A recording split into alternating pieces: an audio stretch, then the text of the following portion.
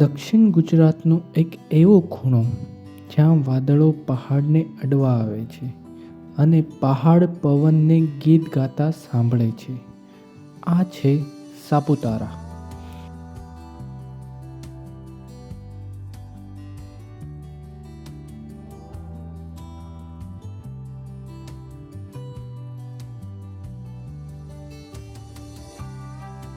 ગુજરાતનું એકમાત્ર hill station અને સાહિત્ય, ઇતિહાસ અને આસ્થાથી ભરેલું એક જીવતું રહસ્ય.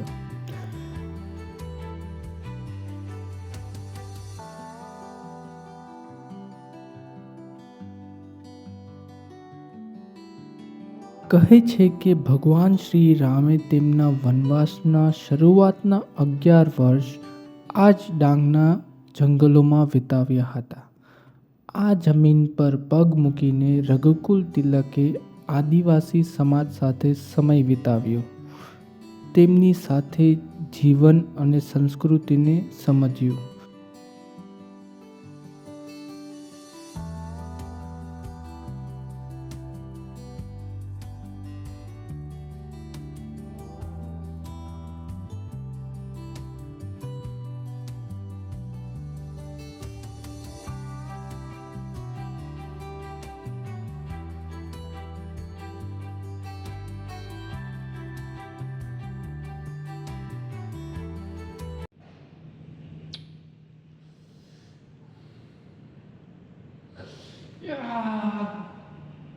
બોર થવાય છે, શું કરું? ફરવા જવાનો પ્લાન બનાવો.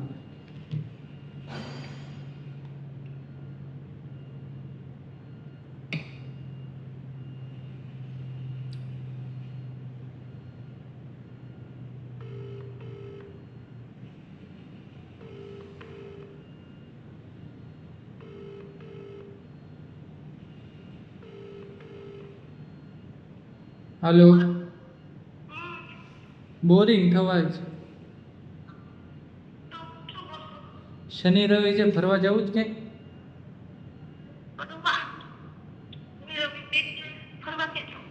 સાપુતારા.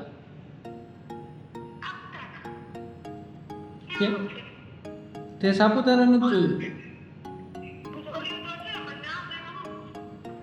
તું મારી હારે આવ્યો, હું તને બતાવું સાપુતારા શું છે. સાપુતારા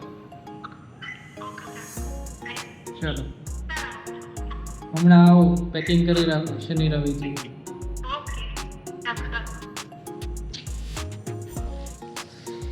ગાઈસ, તમે સાપુતારા જોયું છે? નથી જોયું તો આવો, હું તમને બતાવું Saputara. Everything up to this point has led me here, and there's nowhere I'd rather be than to be here. All the things that made no sense, that felt so wrong and out of place, now seem to fit perfectly to tell a story that was meant to be. I can finally say I feel at home. I can finally say I'd love to stay. Chances taken, choices made, cards left on tables and cards played, and no one knows how it will go.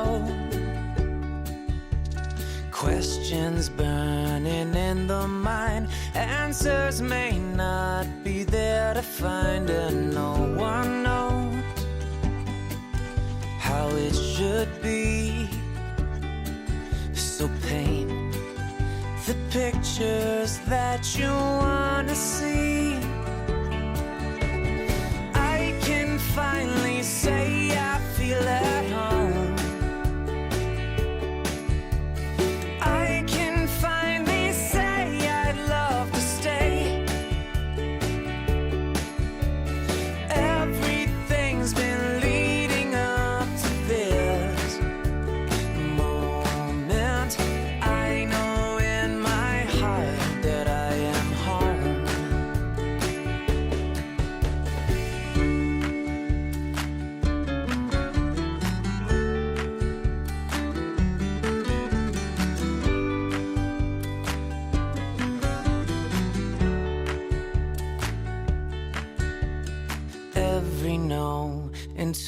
yes. No longer chasing happiness, just waiting to see what each day brings, and falling more and more in love with everything. I can finally say I feel at home. I can finally say I'd love to stay. Everything's been leading up to this moment. I know in my heart that I am home. I can finally say that I am home. Ooh,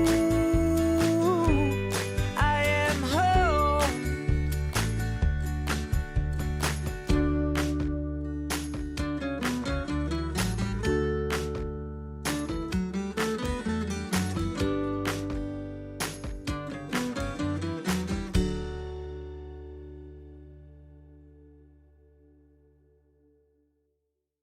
Saputara નામ પડવા પાછળ પણ એના આ સર્પ જેવા વળાંકવાળા રસ્તા પરથી પડ્યું છે. ગાઈઝ અડધા રસ્તે છીએ અને હજુ પહાડ ચડવાનો ચાલુ કર્યો છે અને આ ગ્રીનરી જો ગાઈઝ.